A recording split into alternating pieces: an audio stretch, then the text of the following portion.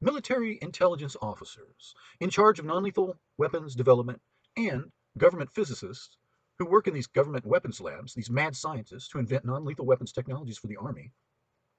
Both of these groups, the spies and the mad scientists, are loudly advocating borderline beliefs and superstitions like doomsday cults and borderline beliefs like remote viewing. Remote viewing is sold online by Army intelligence officers, in effect saying, give us your credit card and we'll teach you superpowers of the mind so you can see on the other side of the world to spy on the Russians and their underground bases. If this is what they're saying, these spies and mad scientists, then should they be believed?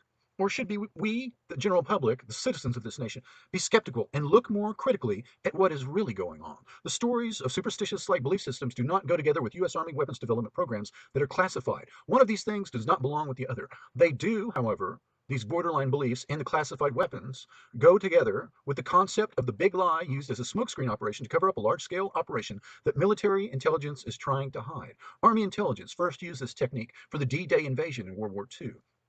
Army intelligence created a fictional First Army group around General George Patton to mislead the German enemy about where the invasion would take place.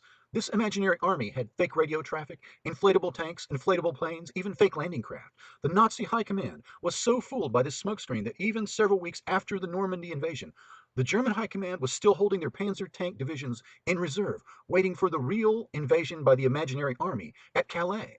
The big lie was used to cover up the real operation of 8,000 ships and hundreds of thousands of men. The deception worked perfectly. Is this what we're facing? Persons of interest in Army intelligence, INSCOM, have been in charge of non-lethal microwave development for the Army since 1980. They've worked at government weapons labs like Los Alamos, where the atomic bomb was invented in secret. They've expressed interest in using non-lethal microwave weapons to modify human behavior and, quote, neuter people. They have publicly advocated using electromagnetic weapons to attack civilians in their own homes. Some of them have been instrumental in moving these classified weapons from the Department of Defense to the Department of Justice and into the hands of local law enforcement and others for use against domestic enemies involved in domestic disturbances, which is vague enough to mean just about anyone.